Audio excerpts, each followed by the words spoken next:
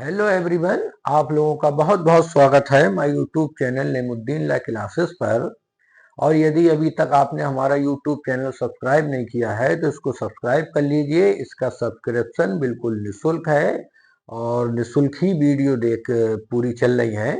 और चूंकि डाटा तो रील में खर्च हो ही रहा है तो थोड़ा पढ़ाई में भी खर्च हो जाए, कोई फर्क नहीं पड़ेगा। हम लोग भारतीय न्याय संहिता 2023 पढ़ रहे हैं और आज भारतीय न्याय संहिता 2023 के अध्याय 17 में धारा 303 को जानेंगे। कई बार ये भी क्वेश्चन आ चुका है कि अध्याय 17 में क्या है, तो याद रखना संपत्ति के विरुद्ध जो अपराध हैं वो हैं अध्याय 17 में, और ये धारा 303 से 334 तक है। ठीक, अब हम धारा 303 को जानेंगे। चोरी। भाई चोरी, झपट्टा मारी, लूट, डकैती, चारों अपराध जो है संपत्ति के विरुद्ध हैं। इन चारों को एक एक करके पढ़ेंगे। आज की डीपली वीडियो में हम जानते हैं चोरी को। तो चोरी में देखिए क्या क्या आवश्यक है, इसकी परिभाषा में ही बताया गया है। परिभाषा पढ़ेंगे, 5 स्पष्टीकरण है, दृष्टांत है बहुत सारे, और 303 सब क्लॉज 2 में इसके लिए दंड दिया गया है। तो थोड़ी सी वीडियो लंबी है, इत्मीनान से देखिए, कहीं जाना हो पॉज करके चले जाइए, फिर से देखिए। तो धारा 303 में कहा गया है कि जो कोई किसी व्यक्ति के कब्जे में से, देखिए एक तो चोरी जो है वो कब्जे के विरुद्ध अपराध है, उस व्यक्ति की सम्मति के बिना, यानी उसकी सहमति भी नहीं है। कोई जंगम संपत्ति, यानी हमेशा ये जो चोरी होती है वो चल संपत्ति की होती है, अचल संपत्ति की चोरी नहीं बताई गई है। फिर जो आशय है वो कैसा है, बेईमानी के लिए, ठीक है, के आशय से हटाता है। और ऐसा वो बेईमानी से लेने के आशय रखते हुए, यानी बेईमानी का आशय है संपत्ति को ऐसे लेने के लिए हटाता है, तो क्या करता है, चोरी करता जाता है। कितनी चीजें आई, एक तो कब्जे में से, सम्मति 2, जंगम 3, बेईमानी 4 और हटाता है 5। यानी अगर ये 5 चीजें, 5 तत्व पूरे हो जाते हैं तो किसी भी वस्तु, कोई भी वस्तु आप लेते हैं, भाई किसी के कब्जे में से ले ली, उस व्यक्ति की सम्मति के बिना, वस्तु चल है, आशय बेईमानी का है और उसको हटा दिया, तो यहीं पर चोरी का अपराध पूर्ण हो जाता है। तो इसमें इसके स्पष्टीकरण देखते हैं। स्पष्टीकरण में क्या कहा गया है, तो जो पहला स्पष्टीकरण है वो कहता है, ये पहला 5 स्पष्टीकरण है कि जब तक कोई वस्तु भूबद्ध रहती है, मतलब भूमि से जुड़ी रहती है, चल संपत्ति न होने से चोरी का विषय नहीं होती है, किंतु ज्यों ही वह भूमि से पृथक की जाती है वह चोरी का विषय बन जाती है। जैसे इसमें इलस्ट्रेशन देखते हैं, या की सम्मति के बिना या के कब्जे में से एक वृक्ष बेईमानी के लेने से आशय से या की भूमि पर लगे हुए उस वृक्ष को काट डालता है। यहाँ ज्यों ही का ने इस प्रकार लेने के आशय से उस वृक्ष को काटा, यानी चोरी की है। दूसरा स्पष्टीकरण है, हटाना जो उसी कार्य द्वारा किया गया है जिससे पृथक्करण किया गया है, चोरी हो सकेगा। तीसरा स्पष्टीकरण है, कोई व्यक्ति किसी चीज का हटाना कारित करता है, यह कहा जाता है जब वह उस बाधा को हटाता है जो उस चीज को हटाने से रोके हुए है, या जब वह उस चीज को किसी दूसरी चीज से पृथक करता है तथा वह वास्तव में उसे हटाता है। चौथा स्पष्टीकरण है, वह व्यक्ति जो किसी साधन द्वारा किसी जीव जंतु का हटाना कारित करता है, उस जीव जंतु को हटाता है, ये कहा जाता है, और ये कहा जाता है कि वह ऐसी प्रत्येक एक चीज को हटाता है जो इस प्रकार उत्पन्न की गई गति के परिणाम स्वरूप उस जीव जंतु द्वारा हटाई जाती है। पांचवा स्पष्टीकरण है, इस धारा में वर्णित संपत्ति अभिव्यक्त या विवक्षित हो सकती है और वह या तो कब्जा रखने वाले व्यक्ति द्वारा या किसी ऐसे व्यक्ति द्वारा जो उस प्रयोजन के लिए अभिव्यक्त या विवक्षित प्राधिकार रखता है, दी जा सकती है। अब इसके स्पष्टीकरण है कुछ, उन स्पष्टीकरणों को देख लेते हैं। पहला मैंने बता दिया। दूसरा है, जैसे का अपनी जेब में कुत्तों को ललचाने वाली वस्तु रखता है, ठीक, और इस प्रकार या के कुत्तों को अपने पीछे चलने के लिए उत्प्रेरित करता है। यहाँ यदि काका आशय या की सम्मति के बिना या के कब्जे में से उस कुत्ते को बेईमानी से लेना है, तो ज्यों ही या के कुत्ते ने का के पीछे चलना आरंभ किया, यानी चोरी की है।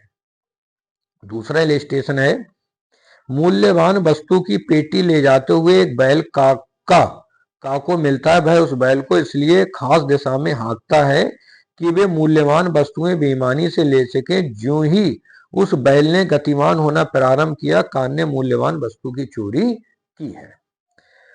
नेक्स्ट इलस्ट्रेशन है डी, का जो या का सेवक है और जिसे या ने अपनी प्लेट की देखरेख न्यस्त कर दी है, या की सम्मति के बिना प्लेट को लेकर बेईमानी से भाग गया, का ने चोरी की है। इलस्ट्रेशन ई है, या यात्रा को जाते समय अपनी प्लेट लौटकर आने तक का को जो एक गोदाम का मालिक है न्यस्त कर देता है। का उस प्लेट को एक सुनार के पास ले जाता, वह प्लेट बेच देता है। यहाँ वह प्लेट या के कब्जे में नहीं थी, इसलिए वहां या के कब्जे में से नहीं ली जा सकती थी, और का ने चोरी नहीं की है, चाहे उसने आपराधिक न्यास भंग किया है। इलस्ट्रेशन एफ है, जिस ग्रह पर या का अधिभोग है उसके मेज पर या की अंगूठी का को मिलती है। यहाँ वह अंगूठी या के कब्जे में, और यदि का उसको बेईमानी से हटाता है तो वह चोरी करता है। इलस्ट्रेशन जी है, का को राजमार्ग पर पड़ी हुई अंगूठी मिलती है जो किसी व्यक्ति के कब्जे में नहीं है। का ने उसके ले लेने से चोरी नहीं किया, भले ही उसने संपत्ति का आपराधिक दुर्विनियोग किया हो। ठीक, ये इलस्ट्रेशन है, इनको आप ध्यान पूर्वक सुनिए। इलस्ट्रेशनी है जो कि ये बताती हैं कौन सी चोरी है कौन सी नहीं। पेपर में कभी कभी सीधे सीधे इलस्ट्रेशन दिए होते हैं और ये पूछा जाता है कि इसने चोरी की है। ठीक, तो उसको वहीं पर आपको पकड़ना है और टिक लगाना है। नेक्स्ट इलस्ट्रेशन है एच, या के घर में मेज पर पड़ी हुई या की अंगूठी का देखता है, तलाशी और पता लगाने के भय से उस अंगूठी का तुरंत दुर्विनियोग करने का साहस न करते हुए का उस अंगूठी को ऐसे स्थान पर जहां से उसका या को कभी भी मिलना संभव न हो, इस आशय से छिपा देता है कि छिपाने के स्थान से उसे उस समय ले ले और बेच दे, जबकि उसका खोया जाना याद न रहे। यहाँ का ने उस अंगूठी को प्रथम बार हटाते समय चोरी की है। इलस्ट्रेशन आई है, या को जो एक जौहरी है का अपनी घड़ी ठीक समय ठीक करने के लिए देता है या उसको अपनी दुकान पर ले जाता है, का जिस पर उस जौहरी का कोई ऐसा ऋण नहीं है जिसके लिए कि वह जौहरी उस अंगूठी को प्रतिभूति के रूप में विधि पूर्वक रोक सके, खुले तौर पर उस दुकान में घुसता है या के हाथ से अपनी घड़ी बलपूर्वक ले लेता है और उसको ले जाता है। यहाँ का ने भले ही आपराधिक अत्याचार और हमले किया हो, क्योंकि उसने चोरी नहीं की है, क्योंकि जो कुछ भी उसने किया बेईमानी से नहीं किया। इलस्ट्रेशन आई है जे, यदि उस घड़ी की मरम्मत के संबंध में या को का से कुछ धन लेना था और यदि या उस घड़ी को उस ऋण की प्रतिभूति के रूप में विधि पूर्वक रखे रखता है और का उस घड़ी को या के कब्जे में से इस आशय से ले लेता है कि या को उसके ऋण के प्रतिभूति रूप उस संपत्ति से वंचित कर दे, तो उसने चोरी की है। तो और कुछ इलस्ट्रेशन है जो कि आपको डायरेक्ट में पूरे पढ़ना है। अब आते हैं हम इसकी धारा 303 सब प्लॉट 2 पर दंड कितना दिया गया है। तो कहा गया है, जो कोई चोरी करेगा वह दोनों में से किसी भांति के कारावास के जिसकी अवधि 3 वर्ष हो सकेगी। कितनी अवधि हो सकेगी? 3 वर्ष। और या जुर्माना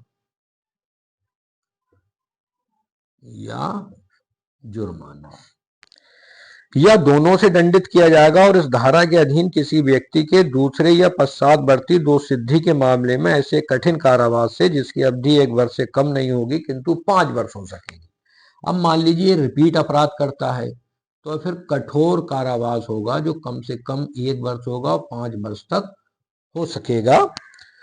और यहाँ और फिर जुर्माने से भी दंडित होगा, और जुर्माना से दंडित किया। परंतु चोरी के उन मामलों में जहां चोरी की गई संपत्ति का मूल्य 5,000 रुपए से कम है और कोई व्यक्ति पहली बार दोष सिद्ध किया गया तो चोरी की गई संपत्ति के वापस करने पर या संपत्ति को प्रत्यावर्तित करने पर उसे सामुदायिक सेवा से दंडित किया जाएगा।